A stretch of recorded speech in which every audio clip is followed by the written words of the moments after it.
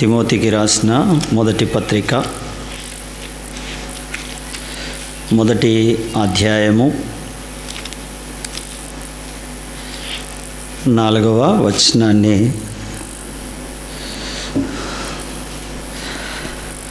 అందరం కలిసి చదువుకుందాం. తిమోతికి రాసిన మొదటి పత్రిక 2వ అధ్యాయము 4వ వచనాన్ని అందరం కలిసి చదువుకుంటాం. ఆయన మనుషులందరూ రక్షణ పొంది సత్యమును గూర్చిన అనుభవ జ్ఞానము గలవారై ఉండవలెనని ఇచ్ఛయించుచున్నాడు. ఇంకొకసారి చదువుకుందాం, మీరు సరిగా గట్టిగా చదివినట్లేరు. ఆయన మనుషులందరూ రక్షణ పొంది సత్యమును గూర్చిన అనుభవ జ్ఞానము గలవారై ఉండవలెనని ఇచ్ఛయించుచున్నాడు. సాయం కొరకై చిన్న మాట ప్రార్థన చేసుకుంటాం. పరిశుద్ధుడా, కృపగలిగిన గొప్ప దేవ, అయోగ్యుని అపాత్రుని నన్ను మీ రక్త ప్రోక్షణ కింద ఉంచి పరిశుద్ధపరిచి ఈ సాయంకాలం యుక్తమైన మాట, ప్రోత్సాహాన్ని, ఆత్మీయ క్షేమాన్ని కలిగించే మాట మీ వాక్యము నుండి మాకు దయచేయము. చేరి వచ్చిన మేము రిక్తులము, మా యందు మీరు కనికరపడుమని కోరుతూ ఈ సమయం మీ చేతికి అప్పగించుకుంటూ ఉన్నాం.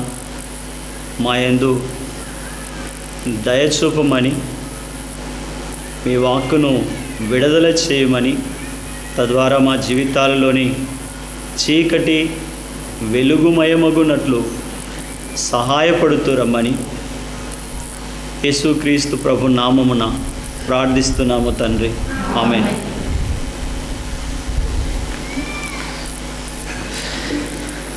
మీ మధ్య నేను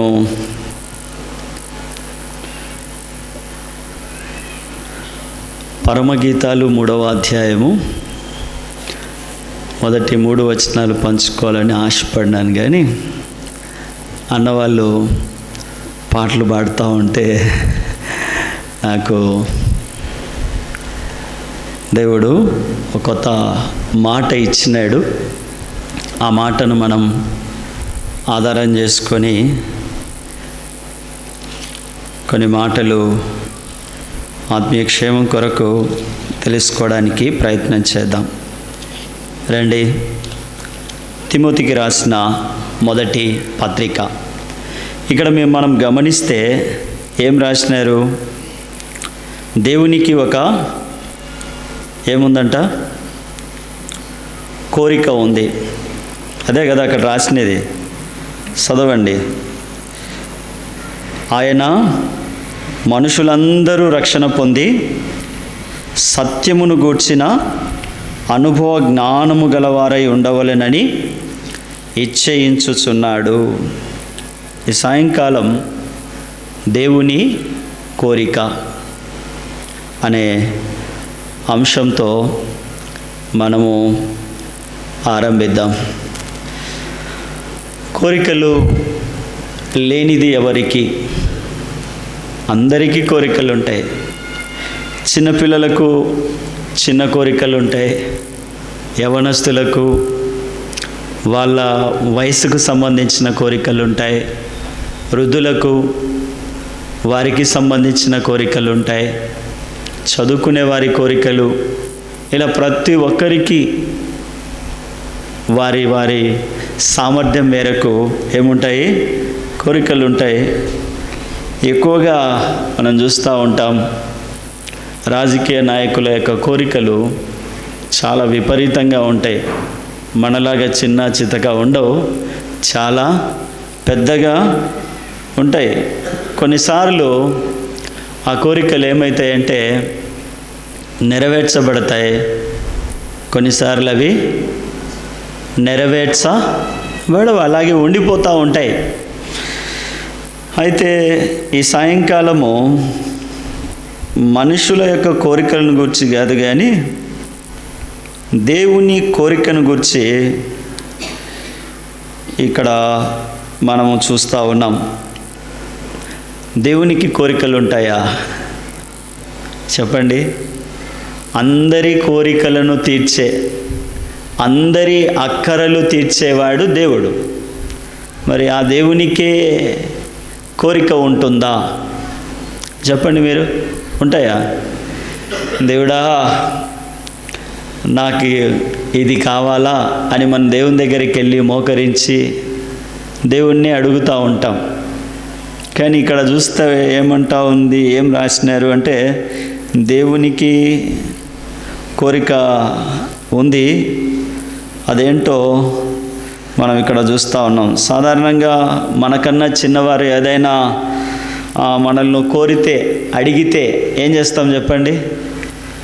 మిమ్మల్ని వచ్చి ఒక పిల్లవాడు అడిగినాడు అనుకో, సండే స్కూల్ అబ్బాయి, ఆంటీ పలాంది కావాలి అని, లేదా అంకుల్ పలాంది కావాలి అని అడిగితే ఏం చేస్తారు మీరు?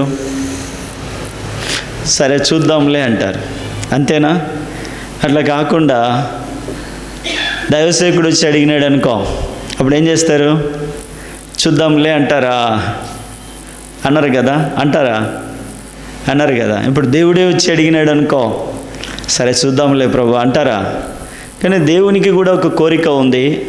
మరి మీరు వెంటనే అది నెరవేరుస్తారా? చిన్నపిల్లవానికి చెప్పినట్లుగా సరే చూద్దాంలే అంటారా అనేది మనం వాక్యంలో చూస్తాం.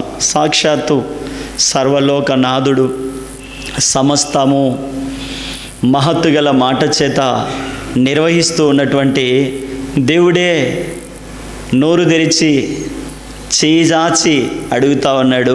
అదే పౌలు ఇక్కడ ప్రస్తావించినాడు. రండి చదవండి, బైబిల్ తెరుద్దాం. తిమోతికి రాసిన మొదటి పత్రిక 2వ అధ్యాయం 4వ వచనం. ఆయన మనుషులందరూ, దేవునికి ఉన్న కోరిక ఏంటి? మనుషులందరూ రక్షణ పొంది ఏం చేయాలి? సత్యమును గూర్చిన అనుభవ జ్ఞానము గలవారై ఉండవలెనని ఇచ్చేయించుచున్నాడు. ఆయన అనగా పై వచనాన్ని బట్టి మనం చూస్తే ఎవరాయన? దేవుడు. ఎవరాయన? దేవుడు. ఈ వాక్య భాగంలో దేవుని యొక్క కోరికలు 2 ఉన్నాయి. మొట్టమొదటిది ఏంటంటే మనుషులందరూ రక్షణ పొందాలి. రెండవది సత్యమును గూర్చిన అనుభవ జ్ఞానము కలిగి ఉండాలి. కాబట్టి మన విషయమై దేవుడు ఈ 2 కోరికలు కలిగి ఉన్నాడు. మనల్ని ప్రేమిస్తూ ఉన్నటువంటి సర్వశక్తి గల ప్రేమ స్వరూపి అయిన దేవుని కోరికను మనము నెరవేర్చే వారముగా ఉన్నామా? సర్లే ప్రభా చూద్దాంలే అనే వారముగా ఉన్నామా? దేవుడు కోరేటివి ఏంటంటే వెండి కోరడం లేదు, బంగారు కోరడం లేదు, ఆస్తిని కోరడం లేదు, అధికారం కోరడం లేదు, ప్రాణాన్ని కోరుకోవడం లేదు. ఏం కోరుకుంటా ఉన్నాడంటే మనుషులందరూ, ప్రాముఖ్యంగా మనము అనడం కంటే నీవు లేదా నేను ఏం కలిగి ఉండాలి అంటే రక్షణ. మత్తయి సువార్తలో యేసుప్రభువే ఉపమానం చెప్తూ ఈ మాట చెప్పినాడు. ఏమని అంటే 2 మనుషులు ఉన్నారు. ఎవరు? 2 మనుషులు ఉన్నారు.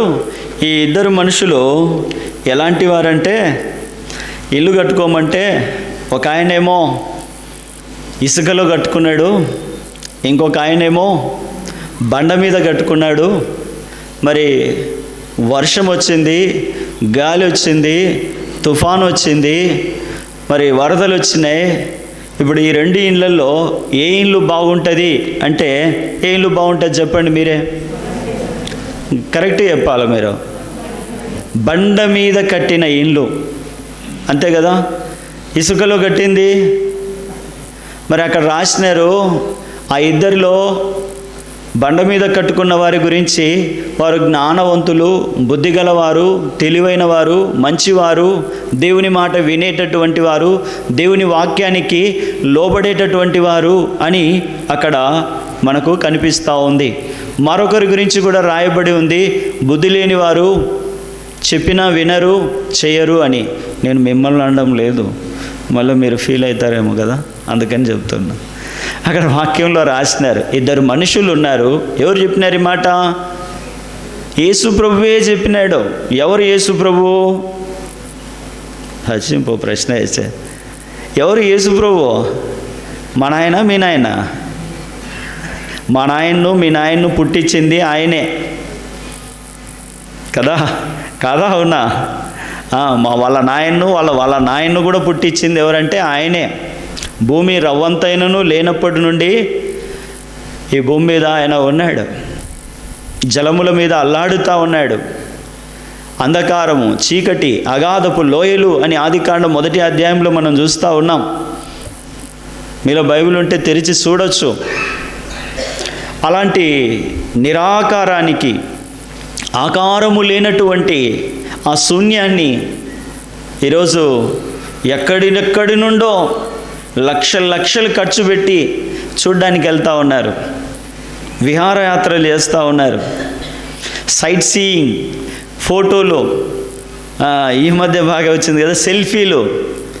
ఏంటి ఇదంతా అంటే దేవుని సృష్టి, దేవుని మహత్తు గల మాట. ప్రపంచాలు చూడ్డానికి ఆసక్తి కనపరుస్తూ ఉన్నాయి. అలాంటి దేవుడు ఎవరు అంటే మీరేమో ఆశ్చర్యంగా చూస్తూ ఉన్నారు. ఎవరు? యేసుక్రీస్తు ప్రభువు. జక్కయ్య ఏం చెప్తా ఉన్నాడంటే, యేసు ఎవరో చూడగోరినాడు, యేసు ఎవరో తెలుసుకోవాలనుకున్నాడు. ఈరోజు ఈ దినాల్లో చాలామంది జీవితాలు ఎలా ఉన్నాయంటే రక్షణ పొందని జక్కయ్యలాగా ఉన్నాయి.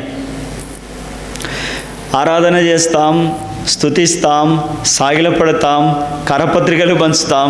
యేసు ఎవరు అంటే వెంటనే స్ట్రైక్ అవ్వడంలే, టైం పడతా ఉంది. ఎవరాయన అంటే ఒక దినాన మన కొరకు మధ్యాకాశములో మేఘం మీద కొనిపోవడానికి రానై ఉన్నాడు. ఒక దినానేమో కానీ ఈ రాత్రే జరగచ్చేమో. ఇదే మన క్రైస్తవ నిరీక్షణ. అంతేనా? ఈ రాత్రి ప్రభు రాడంటారా? రావచ్చు. వస్తే మరి సిద్ధపాటు ఏంటి? వస్తే చూద్దాంలే. అప్పుడు 10 మంది కన్యకలు ఏం చేసినారు? రండి, మత్తయి సువార్త తెలుసు కదా మీకు, 25వ అధ్యాయము. మత్తయి సువార్త 25వ అధ్యాయము. దేవునికి ఒక కోరిక ఉంది, ఇది మర్చిపోవద్దండి. ఏంటా కోరిక? అందరూ రక్షణ పొందాలి. రెండవది సత్యమును. దేవుని కోరిక చాలా స్వల్పమైంది. దాని కొరకు డబ్బులు అవసరం లేదు, దాని కొరకు కష్టపడాల్సిన అవసరం లేదు, ఉన్న పాటున ఇచ్చేయచ్చు. అలాంటి స్వల్పమైనటువంటి వాటిని ఆయన కోరుకున్నాడు. ఒకటేంటి? రక్షణ పొందాలి. రెండవది ఏంటిది? సత్యమును గూర్చిన అనుభవ జ్ఞానం. ఈ అధ్యాయం మళ్ళీ చూద్దాము. ఇక్కడ సత్యం అంటే ఎవరు సుస్సు అంటున్నారు కానీ చెప్పడంలే గట్టిగా. ఎవరు బ్రదర్స్ చెప్పరా? ఎవరు? యేసుక్రీస్తు ప్రభువే. ఆయనే చెప్పినాడు కదా. ఏమని? సువార్త లేకపోయినప్పుడు చెప్తా అంటారు గట్టిగా, మైక్ పైలిపోతా ఉంటుంది. అప్పుడైతే ఏమని చెప్తా అంటారు? నేనే మార్గము, జీవము. తర్వాత చూద్దాం. ఇప్పుడు మాత్రం మనము సత్యము. యేసు ప్రభు ఏం చెప్పినాడు? నేనే సత్యము. ఆయన సత్యవంతుడు, నీతివంతుడు, న్యాయవంతుడు, పాపము లేనివాడు, పరిశుద్ధుడు. పరలోకాన్ని విడిచిపెట్టి ఈ పాపి కొరకు ఈ భూమి మీదకి వచ్చి ఈ పాపి యొక్క పాపాన్ని పరిహరించడానికి పరిశుద్ధమైన, నిర్దోషమైన, నిష్కలంకమైన, అమూల్యమైన గొర్రెపిల్ల వంటి క్రీస్తు యేసు రక్తాన్ని శిలువలో చిందించి తలుపు బయట నిలబడి చేతులు జాచి పిలుస్తూ ఉన్నాడు. బుద్ధిగల వారైతే బండ మీదకి వస్తారు, బుద్ధి లేని వారైతే ఇళ్ళైతే కట్టుకుంటారు. ఇళ్ళైతే ఇద్దరు కట్టినారు కదా. బుద్ధిగలవాడు కట్టినాడు, బుద్ధి లేనివారు కూడా ఇల్లు కట్టినారు. వాళ్ళు రక్షణ పొందుతారు, వీళ్ళు రక్షణ పొందుతారు. ఏమయ్యా? రక్షింపబడినాను. ఏమక్క? రక్షించబడినా. ఓ ఏంది? కానీ శ్రమ వచ్చినప్పుడు, కష్టం వచ్చినప్పుడు, బాధ వచ్చినప్పుడు, ఇబ్బంది కలిగినప్పుడు చూసినాంలేనా, మాకేం కనపడదు. అర్థమవుతుందా? ఎందుకు దేవుడు అనుమతిస్తాడు? క్రీస్తనే బండలో,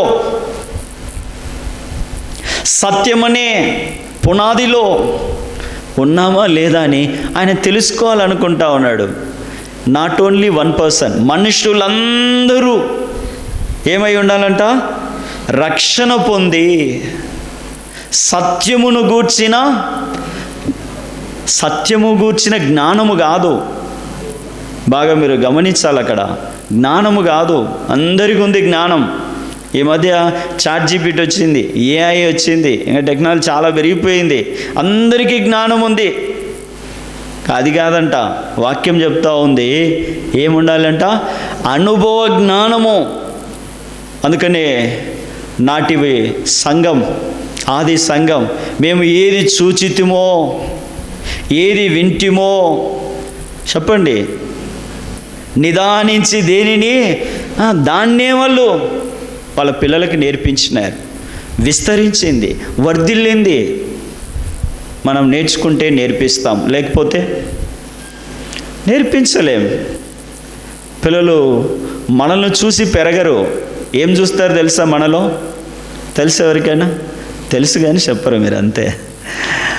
మన పిల్లలు మనల్ని చూసి పెరుగుతారని మనం అనుకుంటా ఉంటాం. మనం మోకరిస్తే వాళ్ళు మోకరిస్తారు, మనం పరిశుద్ధ గ్రంథం తెరిస్తే వాళ్ళు తెరుస్తారని అనుకుంటాం, కానీ వారు మన ప్రవర్తనను చూసి పెరుగుతారు. ఏమయ్యా, నేను యేసుప్రభువుని నమ్మినా, ఇంకా నా పిల్లలు, నేను ఆరాధన చేస్తానా, ఇంకా నా పిల్లలు అంటే ఎక్కడో మన ప్రవర్తనలో, మన నడకలో కొంత ఏముంది? వంకరతనం ఉంది, తిరుగుబాటు ఉంది, లోబడని స్వభావం ఉంది. అది మన పిల్లలకు అర్థమైంది, మనకు అర్థం కాలే. ఎప్పుడు అర్థమవుతుంది? మన పిల్లవాడు మనల్ని రోడ్డు మీద నిలబెట్టినప్పుడు, అయ్యో ప్రభువా ఎంత పని అయిపోయింది, ఇప్పుడు నేను ఎట్లా ఆరాధన చేసేది, నేను ఎట్లా బల్లలో పాలు పొందేది. ఈరోజు బల్ల ఏమి ఉండదు, గుర్తు చేస్తా ఉన్నా. అప్పుడు మనం చింతిస్తాం, అప్పుడు సాగిలపడతాం, అప్పుడు ఒప్పుకుంటాం. అంత మాత్రాన దేవుడు వారిని వదిలిపెట్టాడు, కానీ అవకాశం ఇస్తాడు దేవునిలోకి రావడానికి అవకాశం ఇస్తాడు. రక్షణ పొందడానికి అవకాశం ఇస్తాడు. అప్పుడు వాళ్ళు దాన్ని సద్వినియోగం చేసుకుంటే జయిస్తారు, దేవుని ఇంటిలో ఓ స్తంభముగా ఉంటారు. లేకపోతే ఓడిపోతారు, మనల్ని మానసికంగా బాధ పెడతారు. ఓకేనా? ఇప్పుడు వచ్చేద్దాం మత్తయి సువార్త 25వ అధ్యాయం. ఇక్కడ ఒక 10 మంది ఉన్నారు, చూస్తూ ఉన్నారా? 10 మంది ఉన్నారు. ఎవరు వాళ్ళు? చెప్పాలా మీరు? కరెక్ట్గా చెప్పాలా? నేను ఆరంభించి 16 నిమిషాలు అయిపోయింది, టైం పెట్టుకున్నా కాబట్టి. చెప్పండి, ఇక్కడ ఉన్నది ఎవరు? చదువుకుందామా అయితే. మొదటి వచనం, పరలోక రాజ్యం తమ దివిటీలు పట్టుకొని పెళ్లి కుమారుని ఎదుర్కొనుటకు బయలుదేరిన 10 మంది. ఎవరు వారు? ఎవరు? గట్టి చెప్పాలా? మీ బైబిల్ అదే కదా ఉండేది, కన్యకలు. ఎవరు? ఏం చేస్తూ ఉన్నారు? అక్కడే ఉంది కదా. పరలోక రాజ్యము తమ దివిటీలను పట్టుకొని పెళ్లి కుమారుణ్ణి ఎదుర్కొనుటకు. ఎవరిని? పెళ్లి కుమారుని ఎదుర్కొనుటకు బయలుదేరిన 10 మంది కన్యకలు. ఎలా బయలుదేరుతా ఉన్నారు? దివిటీలు చేతబట్టుకొని. ఎలా? దివిటీలు చేతబట్టుకొని. సో 2వ వచనంలోకి వద్దాం. వీరిలో 5 బుద్ధి లేనివారు, 5 బుద్ధి గలవారు. బుద్ధి లేనివారు తమ దివిటీలు పట్టుకొని, బుద్ధి లేనివారు ఏం చేస్తూ ఉన్నారు? దివిటీలు పట్టుకొని తమతో కూడా నూనె తీసుకొని, నేను మిమ్మల్ని బుద్ధి లేదు అని అంటున్నాను అనుకోవద్దండి. మీరు పాడిన పాటకి ఏం ప్రభువా అంటే ఈ మాటలు దేవుడు ఇచ్చినాడు. లేకపోతే పరమగీతములు 3వ అధ్యాయం 1వ వచనం, నేను అదే సిద్ధపడినాను, దేవుడు ఇదే అనుకున్నాను, కానీ ఇక్కడికి వచ్చిన తర్వాత 2 పాటలు నన్ను ఈ వాక్యం వైపు మళ్ళించినాయి. ఏ వైపు? మనుషులకు రక్షణ, సత్యమును గూర్చిన అనుభవ జ్ఞానం, దేవునికి కోరిక ఉంది. దేవుని కోరిక చాలా తీవ్రమైనటువంటిది. ఆ కోరికను దేవుడు నెరవేర్చడానికి తన ప్రియ కుమారుణ్ణి ఈ భూమి మీదకి పంపించినాడు. మీరు పంపిస్తారా? నరరూపం రాక్షసుల మధ్యలోకి పంపిస్తామా? నేనైతే పంపించలేను. అబద్ధం ఎందుకు కదా? మీరు కూడా అంతే కదా, నాలాగే కదా, మీరు కూడా నాలాగే.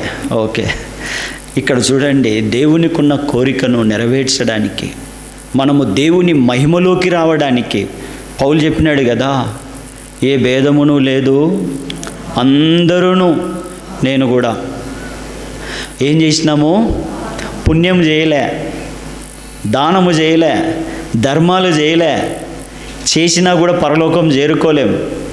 అందరూ పాపం చేసి ఏమైనారు? పాపం చేసి ఏదో కింద మిందబడి నిలబడినాడులే అని అనుకోవడానికి అది కూడా లేదు. ఏమైనారంట? దేవుని మహిమను పోగొట్టుకున్నారు. ఎవరో ఆదాం చేసినాడంటే, మరి ఆదాం చేసినాడని నీకు తెలుసు కదా, మళ్ళీ నువ్వెందుకు చేస్తాను? ఆదాం మీద పెట్టద్దండి, అయిపోయింది కదా, ఆ కాలం అయిపోయింది. ఆదాం అంటే ఊరికే దొరికేది ఎవరు? ఆదామేగా. ఆదాము అవ్వలే, వాళ్ళని పట్టుకునేది ఉతికితే ఎంతకాలం దేవుడే ఉతికి వాళ్ళకి 2 సొక్కాలు కొట్టించి ఇంకా ఓండి అన్నాడు. ఆ తర్వాత నోవాహు వచ్చినాడు, అయిపోయింది ఆ తరం. కాబట్టి ఆదాం పేరున పెట్టద్దండి. మనకు దేవుడు ఏమి ఇచ్చినాడు? జ్ఞానం ఇచ్చినాడు, తెలివి ఇచ్చినాడు, అవకాశాలు ఇచ్చినాడు, అనేక సౌకర్యాలు ఇచ్చినాడు. అయినా మనము దేవుణ్ణి సంపూర్ణంగా, పరిపూర్ణంగా, పూర్ణ హృదయముతో వెదకడం లేదు, తెలుసుకోవడం లేదు, ఆ అనుభవ జ్ఞానంలోకి రాలేకపోతా ఉన్నాము. సత్యమును గూర్చిన అనుభవ జ్ఞానములు. మరి మనం ఎలా ఉన్నాము అంటే, ఈ 3వ వచనం మనకు సరిపోతుందేమో అనుకుంటాం. మీకు కాకపోవచ్చు, నాకు సరిపోతుంది అనుకుంటా. అందుకే నేను చదువుతా చూడండి, మీకు కూడా సరిపోతుంది ఈ వాక్యం అనుకుంటే మీరు చదవండి, లేకపోతే చూడండి. బుద్ధి లేని వారు తమ దివిటీలు పట్టుకొని తమతో కూడా నూనె తీసుకొని పోలేదు. దివిటి మండాలంటే ఏం కావాలా? దివిటి మండాలంటే నూనె లేకపోయినా సరిపోతుందా? మండుతుందా? తర్వాత చూడండి 4వ వచనం, బుద్ధి గలవారు తమ దివిటీలతో కూడా సిద్ధెలలో నూనె తీసుకొని ఇద్దరు రెడీ అయినారు. ఎవరు? 1, 2 ఇద్దరు కన్యకలే. ఇద్దరి చేతిలో ఏమున్నాయి? దివిటీలు ఉన్నాయి. ఇద్దరు బయలుదేరినారు. ఎక్కడికి? పెళ్లి విందుకో, పెళ్లి కుమారుని ఎదుర్కోవడానికి, పెళ్లి కుమారుని యొక్క సహవాసానికి. ఇది లోక సంబంధమైన సహవాసం కాదు, గమనించాలా. ఇది లోక సంబంధమైన ప్రేమ కాదు, దైవిక ప్రేమ. ఇది లోకస్తులకు అర్థం కానిది. అగాపే ప్రేమ, మరణమంత బలమైన ప్రేమ, మానవుని కొరకు మరణించి తిరిగి లేచిన పునరుత్థానపు ప్రేమ ఇది. ఇద్దరు బయలుదేరినారు. ఇంతలోనే ఒక స్వరం వినపడతా ఉంది, ఆగండి. రైల్వే స్టేషన్కి పోయినామమ్మా, ప్లాట్ఫామ్ మీద పడుకొని ఉన్నాం. మనం పోవాల్సిన ట్రైన్ గురించి అనౌన్స్మెంట్ వస్తూ ఉంది.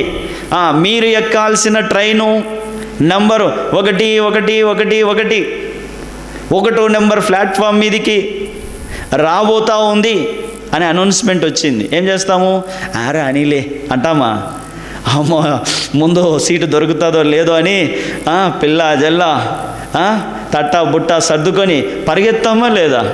నేనైతే పరిగెత్తాం, మీరైతే ఆగి ఉంటారు. పరిగెత్తాం కదా సీటు కోసం.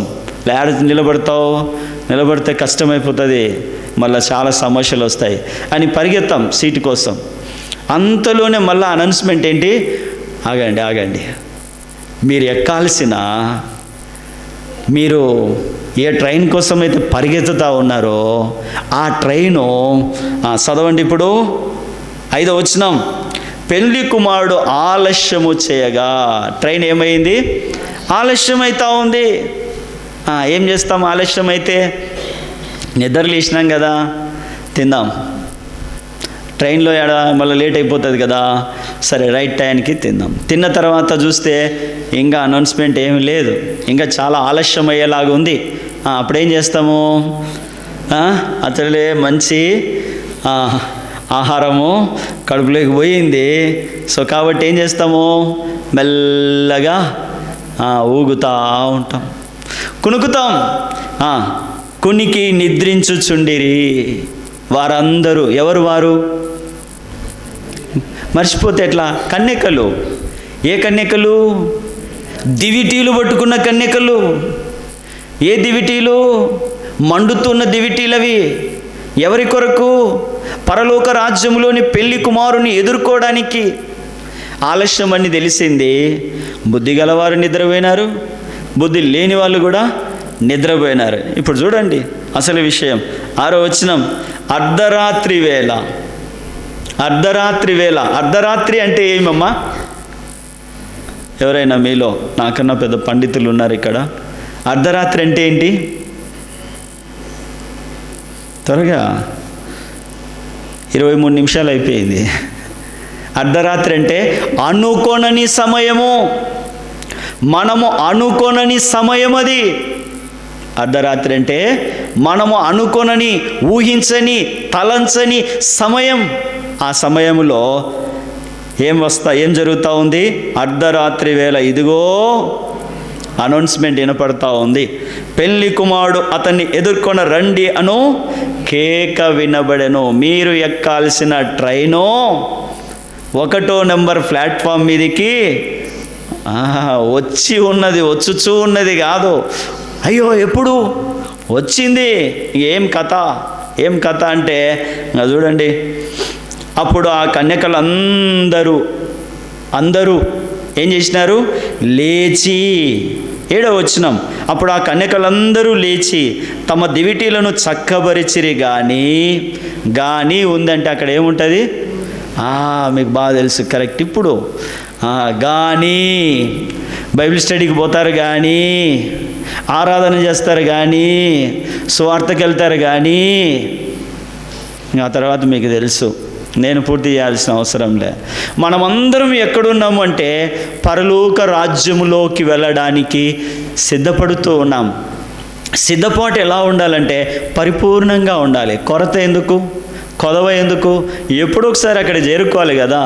అదేదో ఇప్పటి నుంచే ప్రిపేర్ అయితే మనల్ని చూసి మన కుటుంబము ప్రిపేర్ అవుతుంది కదా. కుటుంబం అంటేనే సంఘం. కుటుంబం అంటేనే సంఘం. రండి ఏదో కొంచెం మాటలు అక్కడ కూడా చూద్దాం. పరమగీతములు 3వ అధ్యాయం 1వ వచనం. తీసిన వాళ్ళు చదువుతారా నాకంటే ముందు? పరమగీతములు 3వ అధ్యాయము 1వ వచనం. రాత్రివేళ పరుండియుండి నేను నా ప్రాణప్రియుణ్ణి. ఇది చూడండి ఒకసారి బాగా. 1వ లైను 2వ లైన్కి ఎంత తేడా ఉందో. రాత్రివేళ పరుండియుండి. పడుకున్న వాళ్ళు ఎట్ట వెతుకుతారు చెప్పండి, మీరే చెప్పండి. రాత్రివేళ పరుండియుండి నేను నా ప్రాణప్రియుణ్ణి వెదికినను అతడు కనబడక ఉండెను. రాత్రివేళ ఏం జరిగింది? పరుండి ఉంది. ఎవరిక్కడ? సంఘమమ్మా. మళ్ళీ మీరు ఎవరు అనుకుండేరు? సంఘం. ఎవరు ఆ సంఘము? మనమే. మళ్ళీ ఎవరు అనుకోవద్దు. ఎవరు సంఘం అంటే మనమే. ఇంకొక పూర్తి అర్థం చూద్దాం.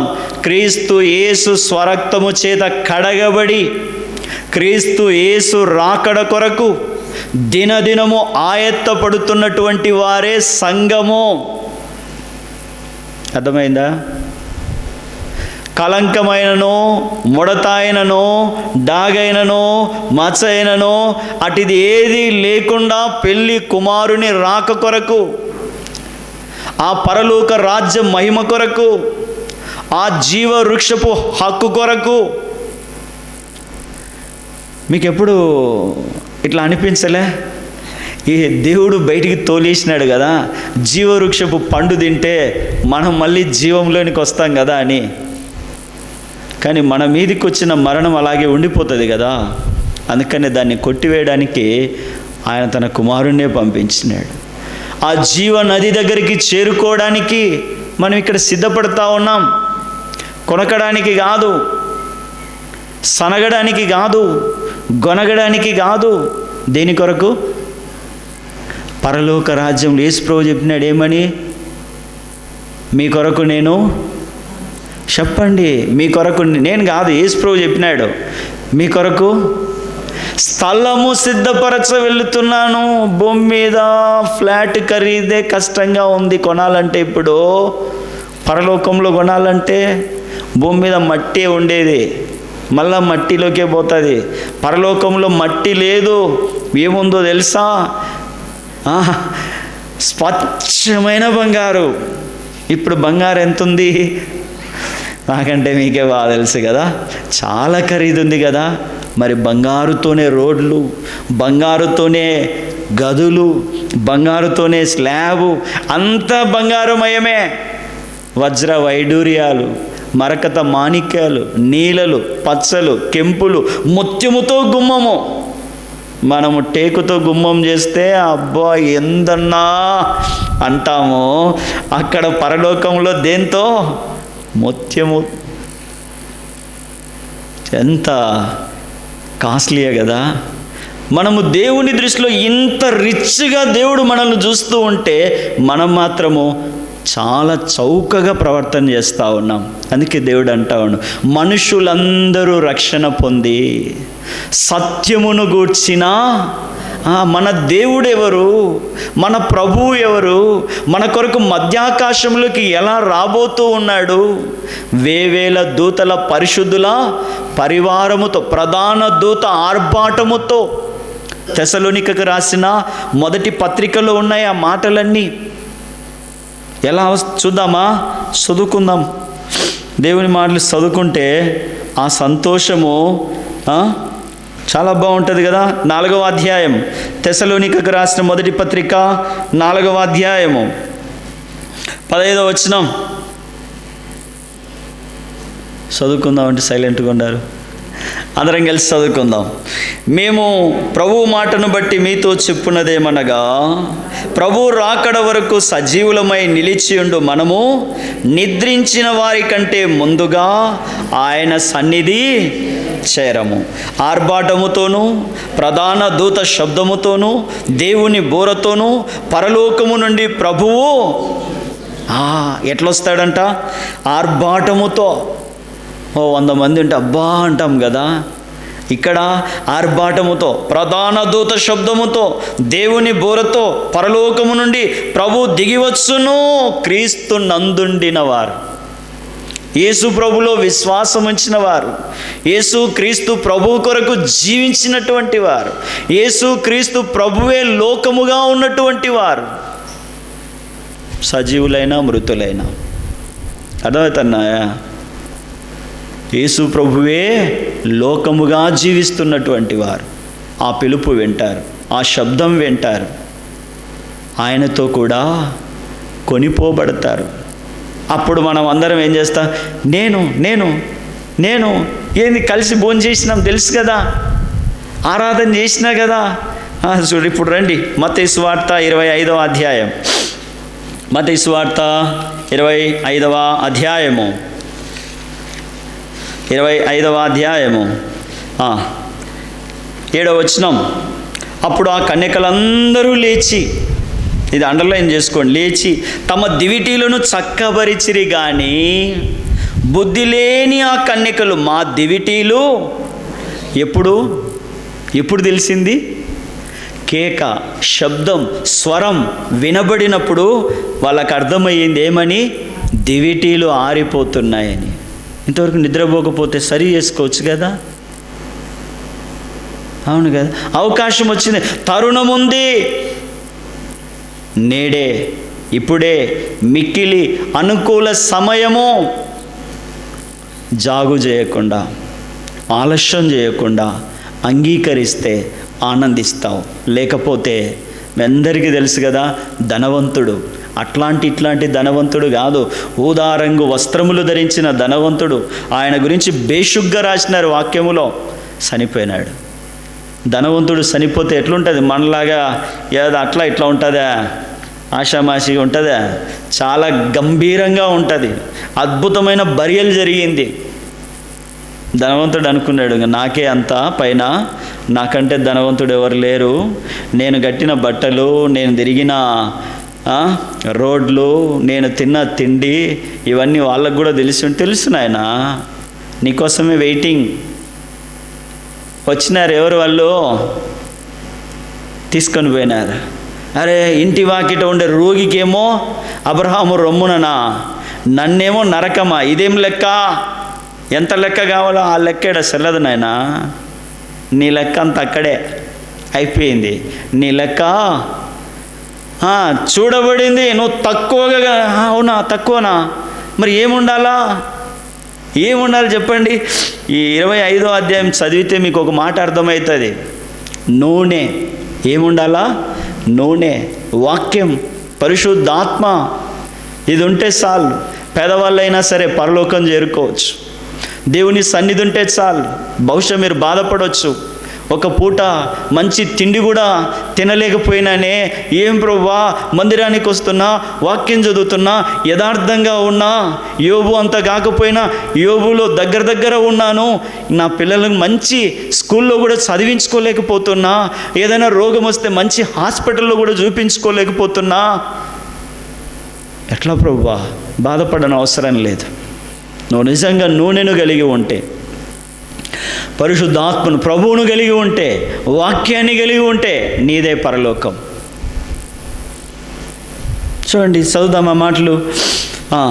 దివిటీలను చక్కబరిచిరి కానీ బుద్ధి లేని ఆ కన్యకలు మా దివిటీలు ఆరిపోచున్నవి గనక మీ నూనెలో కొంచెము మాకియండని అందుకు బుద్ధిగల కన్యకలు మాకును మీకును ఇది చాలదేమో, మీరు అమ్మవారి యొద్దకు పోయి కొనుక్కొనుడని చెప్పిరి. అంటే కొనడానికి ఏముంది వాళ్ళ దగ్గర? బాగా చెప్పండి, మీరే చెప్పాలా. ఏముంది కొనడానికి వాళ్ళ దగ్గర? నూనె లేదు. ఏముంది వాళ్ళ దగ్గర? ఏమున్నాయి? యేసుప్రభువే చెప్పినాడు, సూది బెజ్జములో డబ్బులైనా. అంతేనా? కాదా? చెప్పు సంగమా, చెప్పండి. సూది బెజ్జములో వంటైనా దొరుకుతుంది కానీ పరలోక రాజ్యంలోకి వీళ్ళ దగ్గర డబ్బులున్నాయి, నూనె లేదు. వీళ్ళ దగ్గర డబ్బులున్నాయి, నీ వాక్యము నా పాదములకు. కీర్తనకారుడు అంటా ఉన్నాడు, అనుభవపూర్వకంగా తెలుసుకున్నాడు కాబట్టి చెప్తా ఉన్నాడు. అందుకనే దేవుడు పౌలు ద్వారా చెప్తా ఉన్నాడు, సత్యమును గూర్చిన అనుభవ జ్ఞానంలోకి రావాలయ్యా. వయసు వస్తూ ఉంది, సంవత్సరాలు వస్తూ ఉన్నాయి, మరి అనుభవం ఏది? నేను ఈ సంఘములో 40 సంవత్సరాల విశ్వాసిని. సంతోషం, ప్రైజ్ ద లార్డ్. 2 చేతులెత్తి నీకు వందనాలు తెలియజేస్తా ఉన్నా. సత్యమును గూర్చిన అనుభవ జ్ఞానంలో ఎక్కడున్నావు? నేను అడగడం లేదు, నిన్ను అడిగేంత వాడిని నేను కాదు. వాక్యం దేవుడు కోరుకుంటా ఉన్నాడు. దేవునికి ఉన్న కోరిక ఏంటంటే రక్షింపబడినావు. సత్యమును గూర్చిన అనుభవ జ్ఞానం ఎక్కడా? జ్ఞానం ఉంది లేదనడంలే, సత్యమును గూర్చిన అనుభవ జ్ఞానం ఎక్కడా? చూడండి, ఇక్కడ వీళ్ళ కాడి దగ్గర ఏం లేదంటే నూనె లేదు, దివిటి ఉంది. ఏం లేదు? దివిటి మండాలంటే, ఇంట్లోకి పోవాలంటే తాళం వేసినారు. మరి ఎట్ట పోయేది? దయ్యం అయితే పోతుంది లోపలికి. మనిషి అయితే ఆగిపోతాడు అక్కడనే. ఏడ తాళం తీస్తే కదా పోయేది, ఆగిపోతాడు. మనమంతా దేవుని స్వరూపములో, దేవుని పోలికలో, దేవుని రూపములో, దేవుని మహిమ కొరకు, దేవుని స్తుతించుట కొరకు వధింపబడిన గొర్రెపిల్ల సింహాసనం ముందు ఆసీనుడై ఉన్నప్పుడు చూచి హల్లెలూయా స్తోత్రములతో కీర్తించుట కొరకు, తన మహిమ కొరకు ఆయన మనల్ని చేసుకున్నాడు. మనం ఎట్లా ఆగిపోతే? ఆయనకి ఎంత బాధ, ఎంత దుఃఖము, ఎందుకు ఆలస్యం? ఎందుకే? చూడండి, ఆ తర్వాత ఏం చేసినారు? 10వ వచనం, ఎంత తెలివైన వాళ్ళో చూడండి వీళ్ళు మనకంటే. వారు కొనబోచుండగా, చూడండి ఏడైతుందిలే మీ వెలుతురులోనైనా రండి. ఆ మాట కూడా చదువుదాం ఒకసారి. యెషయా గ్రంథం 60వ అధ్యాయం. యెషయా గ్రంథం 60వ అధ్యాయం. ఈ మాట కొంచెం కఠినంగా ఉంటుంది, నాది కాదు, ఇది దేవుని వాక్యమే కాబట్టి చదువుదాం. నీకు వెలుగు వచ్చి ఉన్నది, లెమ్ము తేజరిల్లుము, యెహోవా మహిమ నీ మీద. నిజం చెప్పండి, దివిటీలకు నూనె లేదు, మన దగ్గర వెలుగుందా? ఆ కన్యకలలో 5 మంది దగ్గర దివిటీలు ఉన్నాయి, నూనె లేదు, వెలుగు లేదు, కొనుక్కోవడానికి పోతా ఉన్నారు. ఇక్కడ వాక్యం ఏం చెప్తా ఉందంటే నీకు వెలుగు వచ్చి ఉంది. ఆ వెలుగు ఉంటే నీ చుట్టూ 10 మంది ఆ వెలుగులో ఆ రాజ్యాన్ని చేరుకుంటారు. అర్థమవుతున్నాయా? దేవుడు నీకు ఇచ్చిన వెలుగును, దేవుడు నీకు ఇచ్చిన మహిమను, దేవుడు నీకు ఇచ్చినటువంటి అనుగ్రహ ఐశ్వర్యాన్ని, దేవుడు నీకు ఇచ్చినటువంటి రక్షణను, దేవుడు నీకు కలగజేసినటువంటి ఆ కృపా బాహుల్యాన్ని నువ్వు పోగొట్టుకుంటే నీతో పాటు ఆ రాజ్యాన్ని చేరుకోవలసిన వారు లోకములో దివిటి వలె, లోకములో ఉప్పు వలె ఉండవలసినటువంటి మన ఆత్మీయ జీవితాలు ఎక్కడున్నాయి? మిమ్మల్ని ప్రశ్నించేవంత వాణ్ణి కాదని గుర్తుపెట్టుకోండి. వాక్యము ఏం చెప్తా ఉందంటే మనుషులందరూ రక్షణ పొంది సత్యమును గూర్చిన అనుభవ జ్ఞానం వచ్చిందా? అది కావాలని కోరుకుంటా ఉన్నాడు దేవుడు. ఇక్కడ చూస్తే వెలుగు వచ్చింది. ఇంకా 2వ వచనం చూడండి. చూడుము, భూమిని చీకటి కమ్ముచున్నది, కటిక చీకటి జనములను కటిక చీకటి కమ్ముతుంది. యెహోవా నీ మీద నూనె లేదు. ఎట్టా నూనె లేదు? ఎట్లా? ఇంకా వచనాలు చూడండి. ఆయన మహిమ నీ మీద, జనములు నీ వెలుగునకు. ఇప్పుడు ఒకసారి కంపేర్ చేసి చూడండి. మత్తయి సువార్త 25వ అధ్యాయములోని 10వ వచనాన్ని, యెషయా గ్రంథం 60వ అధ్యాయంలో 3వ వచనాన్ని వీళ్ళు కొనబోతా ఉన్నారు. ఎందుకు కొనుక్కోబోతా ఉన్నారు చెప్పండి త్వరగా. ఎందుకు కొనుక్కోవాలనుకుంటా ఉన్నారు? 5 నిమిషాల్లో ముగిస్తా, 40 నిమిషాలు అయిపోయింది. ఎందుకు కొనుక్కోవాలనుకుంటున్నారు? వెలుగు లేదు. వెలుగు కావాలంటే ఏం కావాలి? నూనె కావాలి. ఇక్కడేముంది? జనములు నీ వెలుగునకు వచ్చేదరు. జనములు నీ వెలుగునకు దేవుడు సిద్ధపరిచినాడు. నువ్వు ఆ అనుభవ జ్ఞానంలోనికి వస్తే, ఆ వెలుగును కలిగి ఉంటే, ఆ నూనెను కలిగి ఉంటే, ఆ వాక్యపు వెలుగులో ఉంటే, ఆ పరిశుద్ధాత్ముని యొక్క నడిపింపులో ఉంటే, పౌలు అంటాడు మీలో అనేకులు వాత వేయబడిన, నేను కాదు చెప్తా ఉండేది, ఏమంటా ఉన్నాడు? వాత వేయబడిన అంటే ఇంకేం సర్లే చల్లారిపోయిన జీవితం. అందుకే ప్రకటన గ్రంథములో నువ్వు చల్లగా లేవు, వెచ్చగా లేవు, నేను ఉమ్మి వేసే స్థాయిలో నువ్వు వెళ్ళిపోయినావు. ఈ రాత్రి మనమందరము అనేకులు మన వెలుగును చూసి, దేవుడు మనకిచ్చిన రక్షణను చూసి, దేవుడు మనకిచ్చినటువంటి వాక్యాన్ని బట్టి, వాక్యానంటే నిలబడి చెప్పడం కాదు, యథార్థంగా మనం ఉన్నదాన్ని బట్టి రావడానికి ప్రభువా సిద్ధపరచు. ఆ వెలుగు మామూలుగా దీపం వెలిగించి ఆడబెడతారు, వాక్యంలో ఉంది. మత్తయి సువార్తలో యేసుప్రభువే కొండ ఎక్కి చెప్పినాడు. అవును, మీకు ఈ ప్రశ్న ఎప్పుడు రాలేదా? నేను చదివేటప్పుడు చాలా ప్రశ్నలు వచ్చుంటాయి. ఎవరినన్ను అడిగితే భలే కోప్పడుతుంటారు. ఆడబోతావో అని భయం అవుతుంటారు సోదరుడు అరగా ఇట్లాంటి ప్రశ్నలన్నీ. యేసుప్రభు కొండని ఎందుకు ఎక్కి చెప్పినాడు? కొండ కింద కూర్చొని చెప్పచ్చు కదా. యేసుప్రభు కొండని ఎందుకు ఎక్కినాడో, కొండ కింద కూర్చొని లేదా కొండ మధ్యలో కూర్చొని చెప్పొచ్చు కదా. అందరికీ వినపడుతుంది కదా, మధ్యలో నిలబడితే. కింద ఉంటే అందరికి వినపడదని పైకి ఎక్కినాడు అనుకోవచ్చు. ఆ పైకి ఎక్కడమేమి, ఆ మధ్యలో కూర్చుంటే అందరికి కనపడుతుంది, వినపడుతుంది, సులభంగా ఉంటుంది కదా దిగిపోవడానికి కూడా. నిర్గమకాండములో మోషే ఆ కొండ ఎక్కి ధర్మశాస్త్రాన్ని తెచ్చినాడు.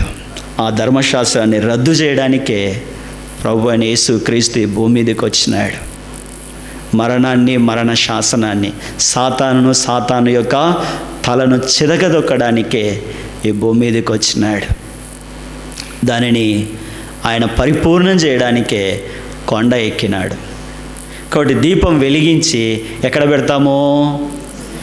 పెడతామో దీపస్తంభం మీద. ఎందుకని? వెలుగుండాలని, పని చేసుకోవాలని, ప్రయత్నించాలని, ముందుకెళ్ళిపోవాలని. మరి దేవుడు మనకిచ్చిన దీపం ఎక్కడుంది? వీళ్ళేమో డబ్బులు ఉన్నాయి కాబట్టి కొనబోతూ ఉన్నారు. ఇంతలోకి జరగాల్సిన పని జరిగిపోయింది, తలుపు వేయబడింది, మీ దగ్గర డబ్బులు ఉన్నాయి, కొనుక్కోపోండి. సులభంగా ఏం చెప్తా ఉన్నాడు? మీకు డబ్బులు ఉన్నాయి, కొనుక్కోపోరి. ఏం కొనుక్కుంటావు? పరలోకాన్ని కొంటామా? అది ఉచితం, ఈవి దానం. విశ్వాసించిన వారికి అది అనుగ్రహింపబడుతుంది. విశ్వసించిన వారికి అది అనుగ్రహింపబడుతుంది. మనకు కోరికలు ఉన్నాయి, అయితే మన కోరికలకు హద్దు లేదు, మన కోరికలకు లోతెంతో తెలియదు. కానీ దేవునికి ఒక కోరిక ఉంది. అదేంటంటే రక్షణ పొంది సత్యమును గూర్చిన అనుభవ జ్ఞానంలోనికి మనం రావాలని దేవుడు కోరుతా ఉన్నాడు. ఆ అనుభవ జ్ఞానంలోనికి వచ్చినప్పుడు మన నీతి జనుల మధ్య ప్రకాశిస్తుంది. అప్పుడు జనులు ఆ వెలుగులో, ఆ సత్యములో దేవుని ఇంటిలోనికి వస్తారు. దేవుని రాజ్యము నింపబడుతుంది. పొందినానమ్మ రక్షణ, నాతో సాలమ్మ, అట్లా కాదమ్మా. వాక్యం చెందుతా ఉంది అంటే యెషయా గ్రంథం 60వ అధ్యాయం 4వ వచనం చదవండి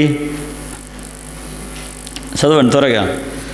కన్నులెత్తి చూడుము, వీరందరూ కూడుకొని నీ యొద్దకు నీ కుమారులు దూరము నుండి.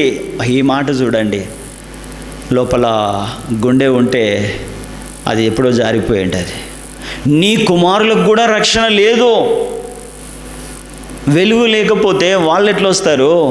నీ కుమారులు దూరము నుండి, నీ కుమార్తెలను సంకనెత్తబడి నీవు చూచి ప్రకాశింతువు. ఇర్మియా గ్రంథం, హెజ్కేలు గ్రంథం గుర్తు రావడం లేదు, కానీ మీ కుమారులు, మీ యవ్వనులు రాజధాని వీధులలో పడిపోయినారంట. ఎంత భయంకరం కదా! పడిపోవడానికేనా కన్నది? పడిపోవడానికేనా పెంచింది? దేవుని ఇంటిలో, దేవుని నగరునకు ఎదిగిన, అలంకరింపబడిన వారుగా ఉండాలని కదా. వాక్యాలు అద్భుతంగా చెప్పుకుంటా ఉన్నాం. కార్యసిద్ధి మనలో మాత్రం పూర్తిగా కలగడం లేదు. ఇంకా మోకరిద్దాం. ఇక్కడైతే కొనబోయినారు, కొనుక్కున్నారు, బహుశా వచ్చినారు కదా, కొనుక్కొని వచ్చినారా లేదా? చూడండి, ఆ మాట చదువుకొని ముగించుకుందాం. వారు కొనబోచుండగా పెళ్లి కుమారుడు వచ్చెను. అప్పుడు సిద్ధపడి ఉన్నవారు అతనితో కూడా పెళ్లి విందుకు లోపలికి పోయిరి. అంతటా తలుపు. ఆ తర్వాత తక్కిన కన్యకలు వచ్చి, అయ్యా అయ్యా మాకు తలుపు తీయమని అడగగా, ఎంత వినయంగా అడుగుతున్నారో చూడండి. అవకాశం ఉన్నప్పుడు మాత్రం వినయం లేదు. చూద్దాం ఏమే, ఎప్పుడే వచ్చాడా ఏమే, ఎప్పుడు మా తాత కాలం నుండి చెప్తున్నారు ఏమని, యేసు క్రీస్తు శీఘ్రముగా వచ్చును అని. ఏడొచ్చినాడు వచ్చాడో రాడా? చాలా మంది చెప్తా ఉన్నారు మీ బైబిల్ అబద్ధం అని. నువ్వు ఉంటే నిజమవుతుందో అబద్ధమవుతుందో చూడొచ్చు. నువ్వు స్థిరంగా ఉంటే పరిశుద్ధ గ్రంథం నిజమో అబద్ధమో చెప్పేయచ్చు. చెప్పిన నువ్వు తర్వాత కనిపించడమే లేదే, కనిపించడమేమో కానీ నీ స్వరం వినిపించడం కూడా లేదే. కాబట్టి సత్యవేద గ్రంథం మనల్ని సర్వకృపానిధియగు దేవుని సింహాసనం యొద్దకు మనల్ని నడిపిస్తుంది. కాబట్టి మనకు ఏముండాలి? సిద్ధపాటు ఉండాలి. ఎలాంటి సిద్ధపాటు? నూనెను కలిగిన సిద్ధపాటు. ఏం చేస్తుంది ఆ నూనె? వెలుగులోనికి తీసుకొస్తుంది. ఈ వెలుగు ఏం చేస్తుంది? అనేకులను దేవుని యొద్దకు నడిపిస్తుంది. వారితో పాటు మన కుమారులు, కుమార్తెలు కూడా ఆ వెలుగును కనుగొని వస్తారు. కాబట్టి ఆ వెలుగు మన జీవితంలో ఉందా లేదా అనేది మనమే నిర్ణయించుకుందాం. మోకరించండి, ప్రార్థన చేసుకుందాం.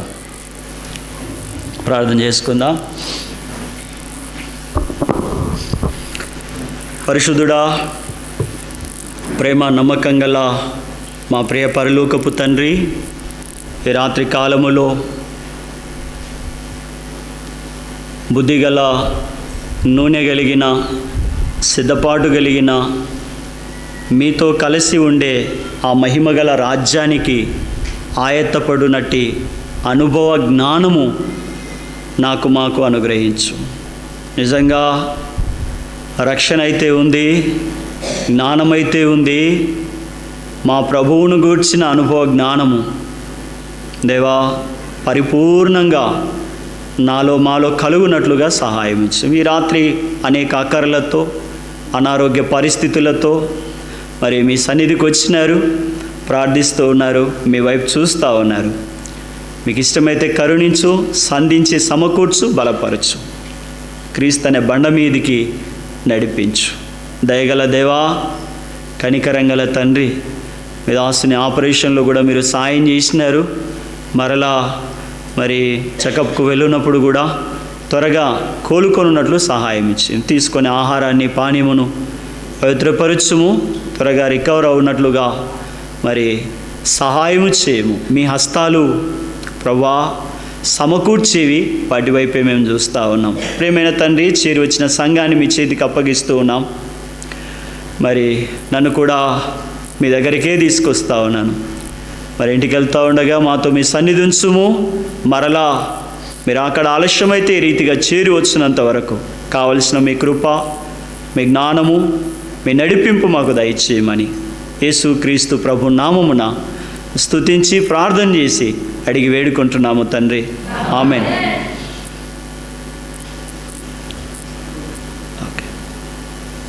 మన తండ్రి అయిన దేవుని ప్రేమ, ఆయన కుమారుడైన యేసు క్రీస్తు ప్రభు యొక్క సహవాసము, పరిశుద్ధాత్మ దేవుని యొక్క కాపుదల, భద్రత ఇక్కడ చేరిన మనతో, మరి దినం రాలేకపోయిన పరిశుద్ధులతో, సకల పరిశుద్ధులతో సదాకాలము తోడై ఉండి నడిపించునుగాక. ఆమేన్. Praise lord. అందరికీ వందనాలు.